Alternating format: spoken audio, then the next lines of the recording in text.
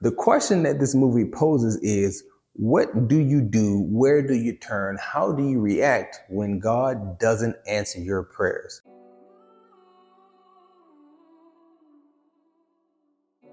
What's good people? Welcome back to Hope Views. My name is Corey. Thank you for clicking that thumbnail. Today we're going to be talking about Emancipation, the Will Smith movie directed by Anquan Fuqua, which is available on Apple TV+.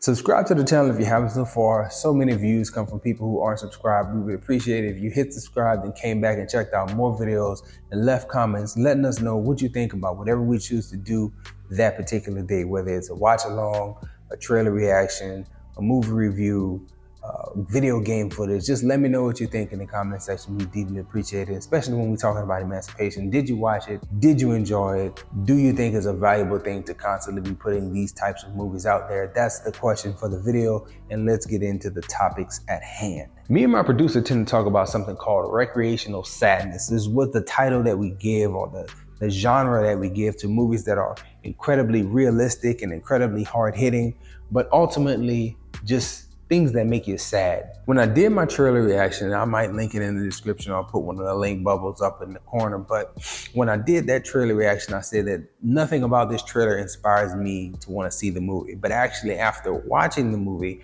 I am kind of inspired by some of the themes that the film put out, which is a very good thing. Sticking to the topic of recreational sadness, I must admit that the movie is very hard to watch.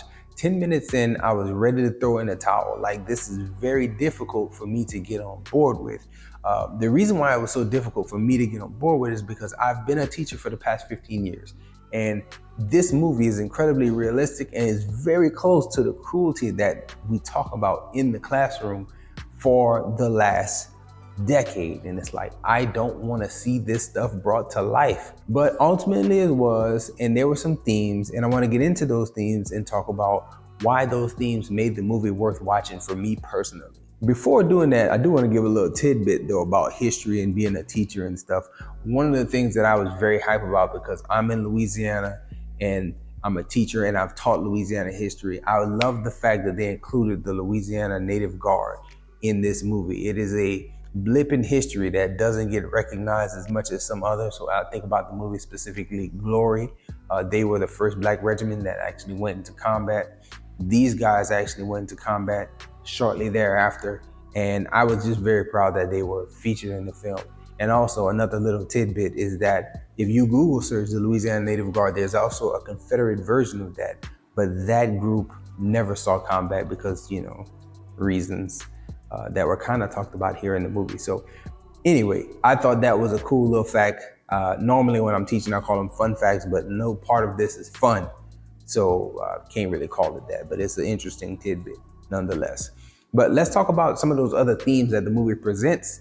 And the main one is, the big one for me, is faith. The faith in this film is illustrated very well because it illustrates one of the hardest things about being a person of faith. The question that this movie poses is, what do you do? Where do you turn? How do you react when God doesn't answer your prayers? The movie presents the idea of a religious character in Peter who believes in the Bible, believes in Jesus, believes in the power of God, and he's unwavering in his faith.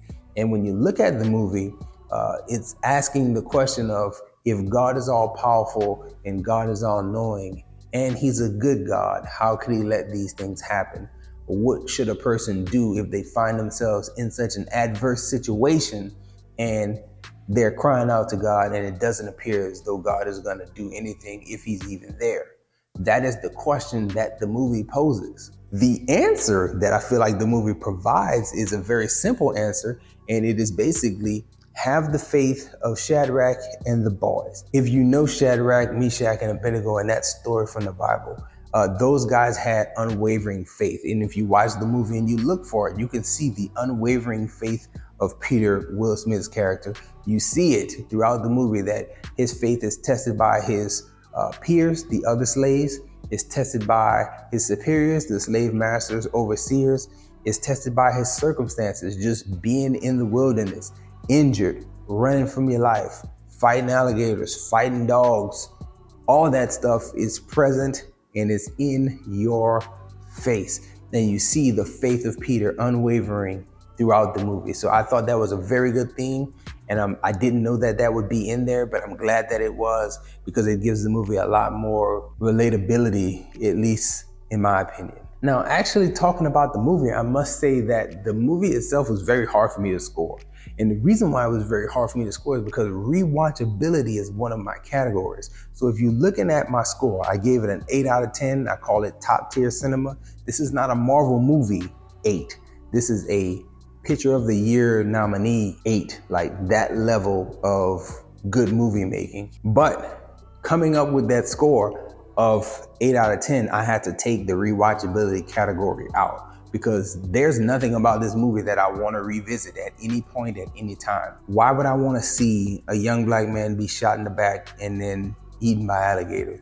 Why would I want to see black men fleeing for their lives while white men pursue them? Why would I want to see a woman tear her arm to shreds so she can stay with her children? Like, why would I want to see any of that stuff again? There's no part of this movie that I want to revisit. So the rewatchability category, when you look at it, it's a 0. And the reason why it's a 0 is because, I can't even include it here. Like, if you include that 0, it'll bring the score down. But that doesn't mean that the movie is not a good movie. The movie is a great movie. It's very well done. It has a good theme. It is very well shot, and it's carried by the visuals, which we'll get into in a second. But rewatchable, it is not. But talking about those visuals though, and getting into the visual category, which is the category that I feel carries the movie, Antoine Fuqua did a good job with this movie. You have a very, very good cast. You have Stephen Ogg, who is a great casting because he is so easily hateable. You have Ben Foster, who is a very strong actor, very underrated actor in my opinion, and he's easily hateable. He has a good range, and I think he delivers a good performance here. Performances aside, Antoine Fuqua did a good job with directing. I liked a lot of Will Smith's performance when it came to him running and then pausing and kind of listening for Lincoln's cannons, as he constantly referred to them. Those shots were shot very well. There was a scene in which Peter is in a pirogue and he's rowing through the river. The way that scene came together, the way it was shot with the forest on each side of the river, you have the clouds moving and it looks like the water is still. The way that came together was very nice, man. And I think to myself, that's good direction, and that is good cinematography, capturing that shot the way they caught it, and it stuck with me in my head. Getting to the best performance though of that visual category, Will Smith, man. Will Smith did a hell of a job here. The thing that people don't understand about movies is that they're shot in parts, right? So I think about the scene in which Will and the other slaves are in a little cage, I guess you call it, and they are questioning Peter's faith. Like, they're asking him, like, where's your God, and this and that and this and that. Why hasn't he saved you? Blah, blah, blah. And you see the instant emotion in Will's face. Like, he has that singular teardrop and he has a very stoic response. And while we see that at a certain part in the movie, we don't know which part of shooting that took place in. That could have been the first day on set, or that could have been Will's hardest day on set, where he did a whole bunch of other stuff, and now he has to tap into this emotional response and this solemn response when he might be ready to explode because of something in his personal life or something that went on set, or the fact that it's the end of the day and he's just ready to go home. Like, he has to maintain everything and deliver a powerful performance. And he did in that scene. He also does throughout the movie. Also, the thing about acting that I feel like is lost on people, the fact that the mental state that Will Smith had to be in to do this, and not just Will Smith, but all the actors involved, even the extras specifically, because you're being called the N-word, you're being pushed around.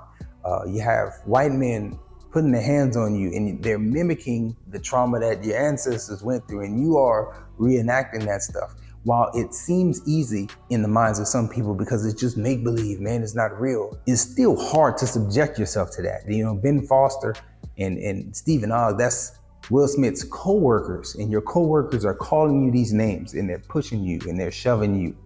And it's like, that's difficult. That is very tough for a person to like just endure and just go through. So hats off to Will Smith for enduring everything and like being faithful to the role and really delivering a good performance in the face of doing that. And that's the most that I have to say here, y'all. That's the heart of it. Will Smith did a great performance, and Antoine Fuqua had some beautiful shots, as well as put together a good piece.